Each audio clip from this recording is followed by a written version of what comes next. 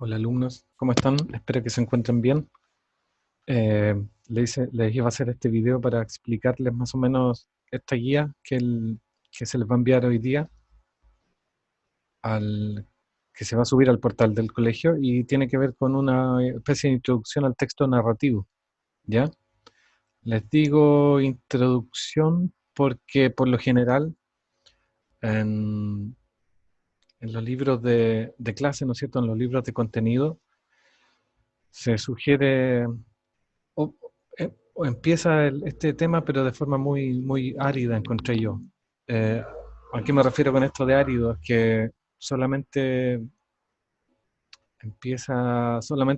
se comienza a ver el texto narrativo a través de sus elementos, es decir, los elementos que componen, ¿no es cierto?, este tipo de texto y la diferenciación entre género narrativo y texto narrativo.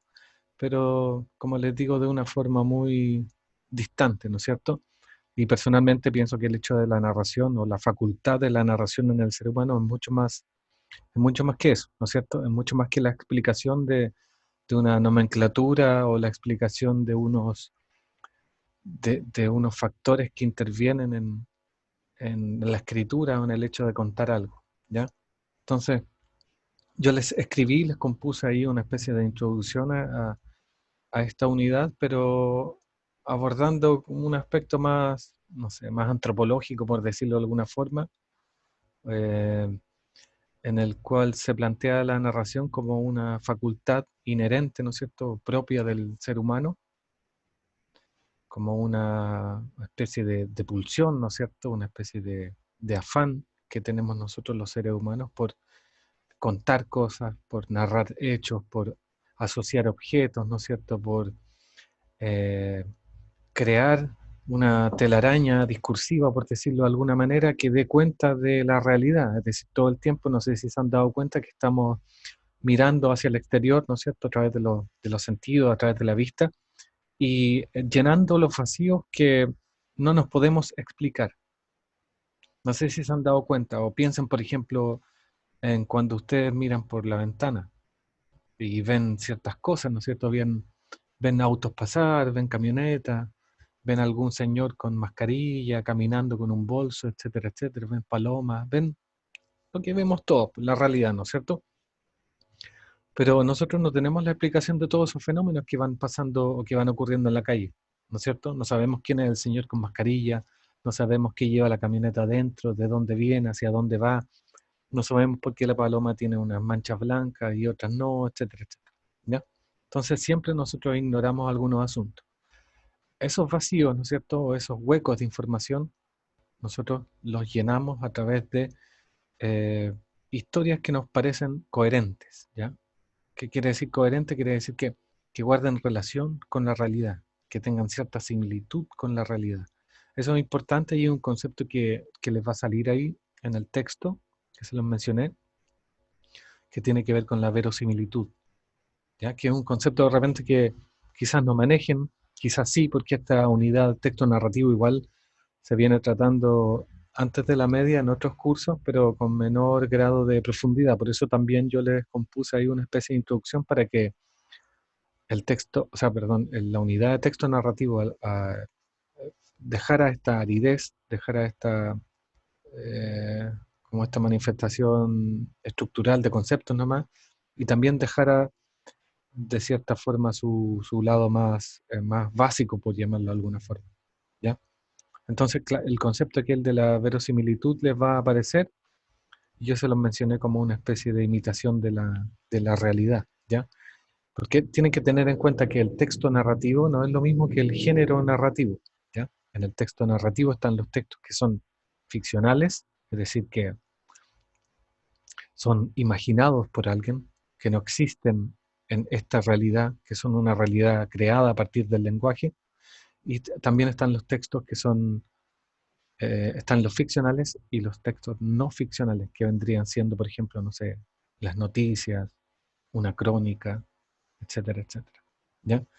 Un texto judicial, un expediente judicial también es una narración, ¿no es cierto?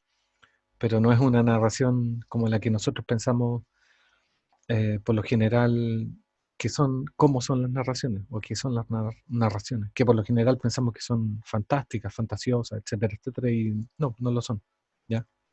Todas no lo son. Entonces eso se lo menciono también al principio, por ejemplo, acá mm, dice, es necesario distinguir algunas cuestiones. El texto narrativo no es lo mismo que el género narrativo.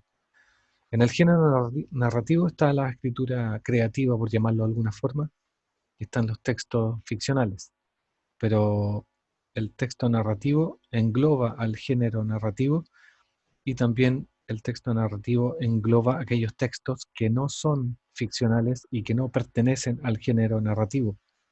Por lo tanto, el texto narrativo como forma textual, como textualidad, como disposición textual, eh, trasciende al género narrativo, es decir, lo incluye dentro, ¿ya? De cualquier forma, eso está quizás mejor explicado ahí en el texto, más coherentemente. ¿Qué más les menciono? Aquello de la verosimilitud, ¿no es cierto? Que yo les dije que un texto, ¿no es cierto?, por muy ficcional que sea, por muy fantasioso que sea, por muy alejado de la realidad que sea, debe guardar cierta relación con nuestra realidad, es decir, con los parámetros que manejamos y mediante los cuales podemos apreciar los fenómenos de la realidad. Tiene que estar un poco cerca, no tiene que alejarse mucho. Si se aleja mucho, nosotros de inmediato así como descreemos, ponemos en duda ese relato. No nos parece coherente, ¿ya? Em, ujú. También les menciono que cuando uno piensa en narración, ¿ya? De inmediato piensa en un libro, ¿no es cierto?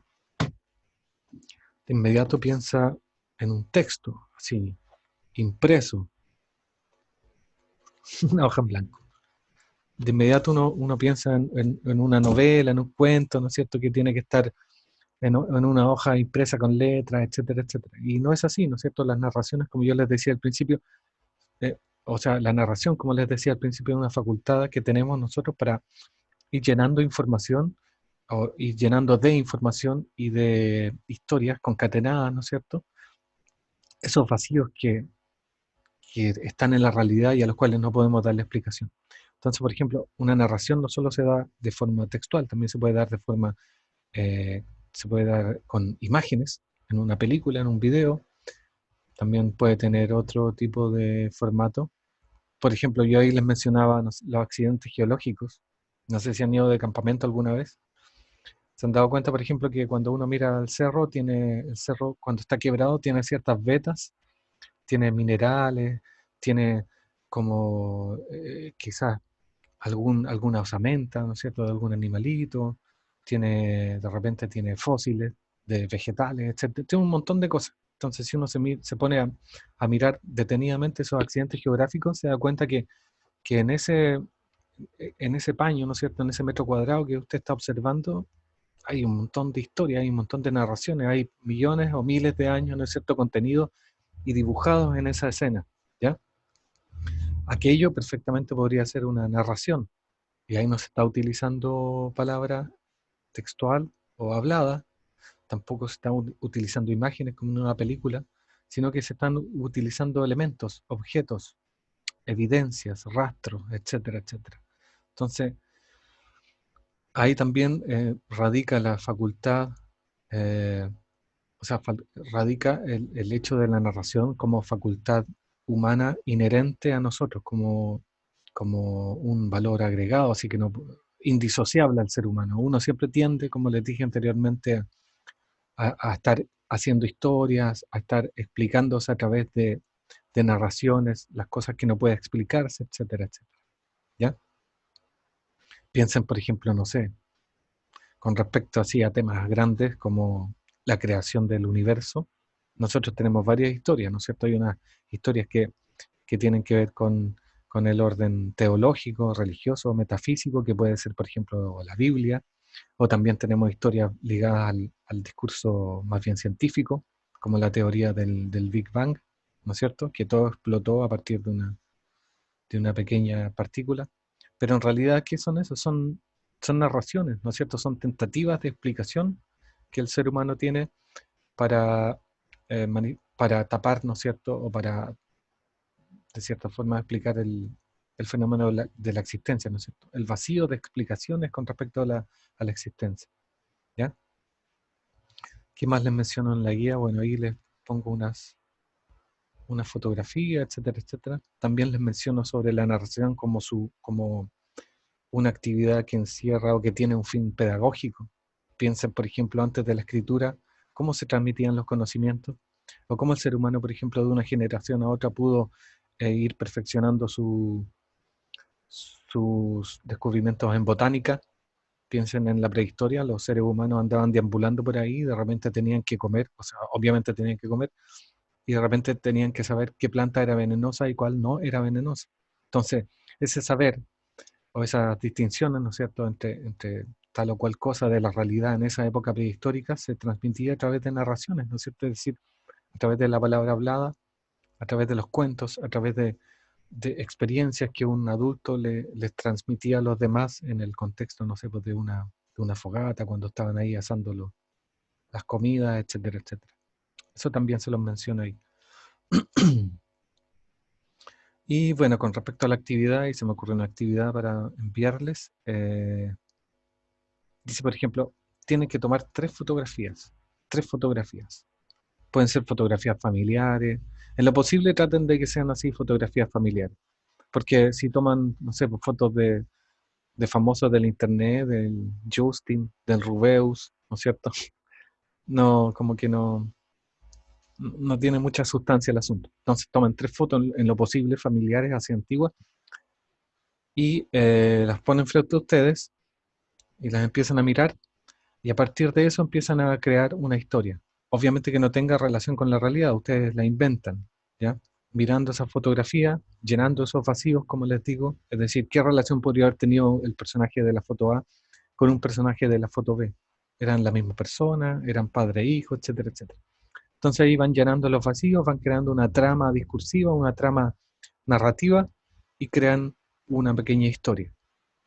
Eh, Ahí no les mencioné la extensión, así que no se aprovechen. No hagan una oración o dos oraciones, es una historia más o menos de una plana, ¿ya? Entonces, consiste el ejercicio en tomar tres fotografías, en lo posible antiguas, no necesariamente conectadas entre ellas, y a partir de la observación de estas, deberán ustedes crear una historia en la que intervengan las personas de la fotografía. Es decir, las personas de la fotografía van a ser personajes, ¿ya? Ustedes inventan el argumento, es decir, ustedes inventan de qué se trata y el desarrollo.